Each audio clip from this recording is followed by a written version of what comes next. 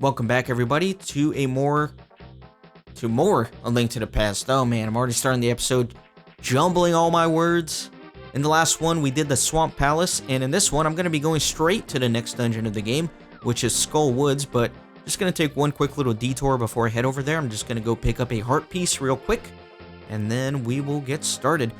Skull Woods is quite a unique dungeon, and you will see what I mean by that when we get to it. But it's very interesting. Some people hate it, some people love it. I'm kind of in the love camp. I like anything that's sort of unique, and they certainly did do that with this dungeon in the game.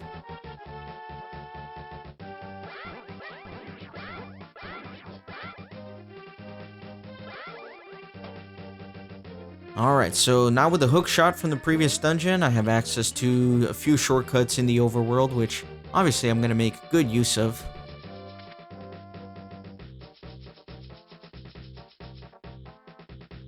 So as the name implies, Skull Woods is going to be the Dark World equivalent of the Lost Woods, so that's ultimately where I'm going to be heading. And again, as the name implies, Lost Woods, you can imagine this is going to be a very confusing dungeon. It's going to be very hard to map this one out in your head if you're not careful. But let me read this little hint here. I'll give a piece of heart to the person who wears the cape. The cape, of course, is the item that I got in a couple of episodes ago, I guess. So let me go through this little cave, and I'm anticipating having to use the magic cape, obviously, as the sign implicated. You gotta be careful with that little bouncy thing in the middle, or else you can go flying into a hole, and you don't want that. Not at all. So, you can see the hook shot's easy. So this is what you do with the magic cape. You can bypass this little bumper, and there you go. And that's ultimately going to lead me to this heart piece. Excellent. So with that out of the way, it is indeed time for us to head to Skull Woods and rescue the third maiden.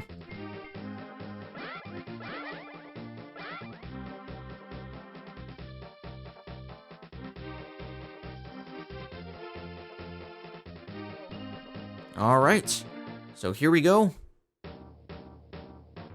So this whole area is actually on top of the dungeon. There are these little holes that drop you down to the dungeon itself, and you're going to be having to navigate from the top and the bottom.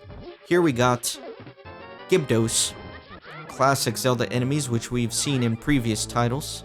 And then we got a Wall Master, the hands that come out of the sky. If they touch you and grab you, they'll take you back to the very beginning of the dungeon. I remember they scared the crap out of me as a kid, especially in Ocarina of Time. They would drop out of the ceiling and grab you and take you back all the way to the beginning. It was so frustrating. So now we're back on the outside, as you can see, and gonna drop down this hole. So you can see how confusing this is, because you really have to be able to navigate in multiple dimensions here in order to successfully visit every room of the dungeon and complete it. You don't need to visit every room in the dungeon, but I am going to, because I want to show everything, as you guys already know.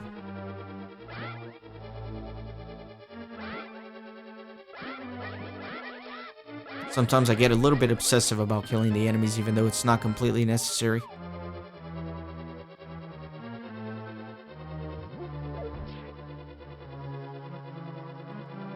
So the Gyarados are very strong enemies, so really the best way to get rid of them is just use the Bombo spell, like I'm doing.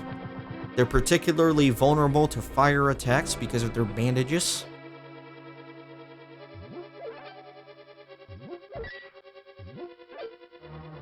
Alright. So let me keep navigating through this dungeon. There's the dungeon item already. Obviously, I can't reach it just yet. But I'm going to come out through here and navigate here from the top so I can access the dungeon from yet another entrance point. Which, believe it or not, I guess this is like the official entrance to it, because you see the level 3 Skull Woods thing pop up. And again, anytime I'm seeing these Gyarados, I just prefer to use this Bombo spell, because why not? I have it, right? And I got the magic upgrade, so why not utilize the abilities that are given to me by the game? The Wall Masters, though, man. I hate those enemies. They're probably my least favorite Zelda enemy. You know, I don't make them look too bad, but if they touch you, it's horrible. I love Link's face while he's pulling the statue. It's so funny. He looks so constipated. Poor little guy. Trying to save Hyrule, but you got a terrible bout of constipation. Can't imagine.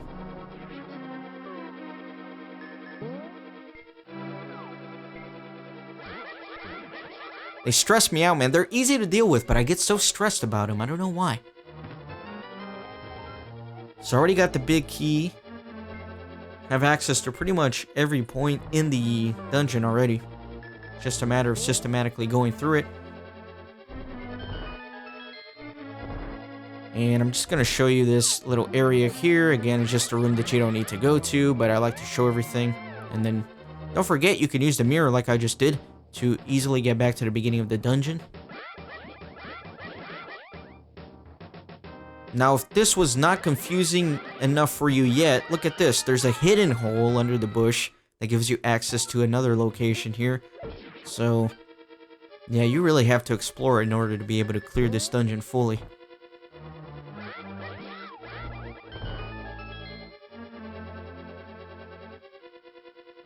Just showing the different little spots that you can walk into. Alright, let me pull on this, and that's going to open up a whole nother area here. And finally I can get the dungeon item, which is a fire rod. It shoots fire bolts, uses a little bit of magic, and it's very powerful. And it's specifically useful against those Gibdos, which I mentioned.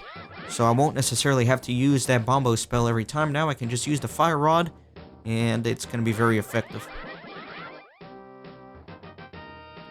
Also, the fire rod is necessary to get to some other areas of the dungeon.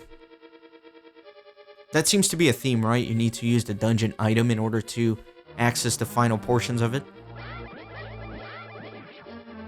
It's a theme not only in this game, but pretty much most other Zelda games.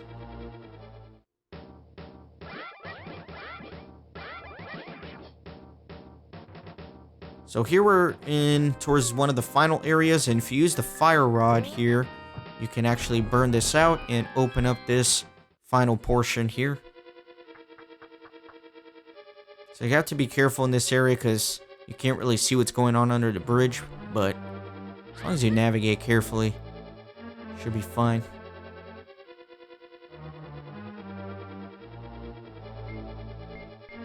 Gotta be careful with the blade traps and...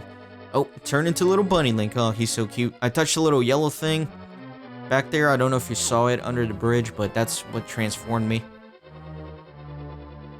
I forgot what they're called, the little yellow guys. But you can see one blast from the fire rod destroys those Gibdos because they catch on fire.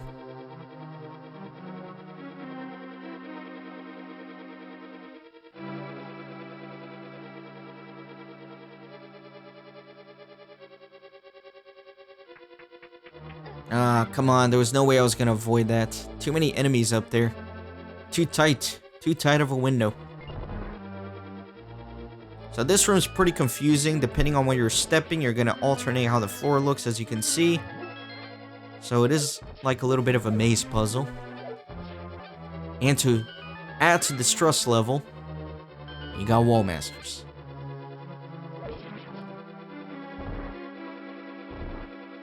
Got some more Gibdos here. Not a problem. I'll burn them right through. And of course, you can also light the torches here with the fire rod. Trying to see if that wall master is going to want to come back down, but I think I killed it. Alright, so I can open the way forward by lighting all the lamps here. Yeah, you see that little yellow thing with all the little stars? If you touch that, you turn into a little bunny Link, but I am blanking on the name of that thing. I feel embarrassed, because I'm supposed to be an expert at this game.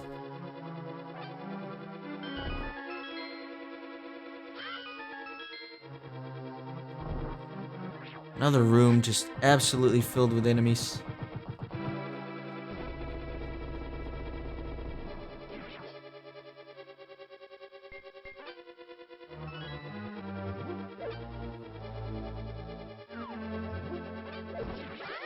Rabbit beam. They're called rabbit beams. It just came to me, the little yellow things.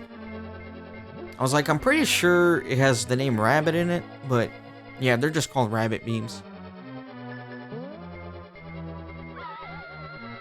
So here we are at the boss already. This is Mothula. Very cool boss, but super easy with the fire rod. Look at that. Just a few hits and it's already dead. But the whole floor is moving, so you have to be careful.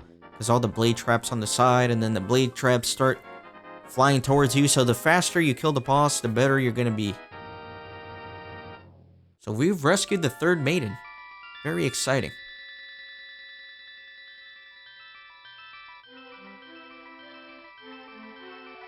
Link, thanks to you, I was able to escape the clutches of the evil monsters. Thank you. Do you know the prophecy of the Great Cataclysm? This is the way I heard it. If a person with an evil heart gets the Triforce, a hero is destined to appear, and he alone must face the person who unleashed the Great Cataclysm. If the evil one destroys the hero, nothing can save the world from his wicked reign. Only a member of the Knights of Hyrule can protect Hylian royalty can become the hero. You are one of the bloodline, aren't you? Then you must rescue Zelda without fail. Do you understand? May the way of the hero lead to the Triforce. Alright, thanks for watching, see you next time.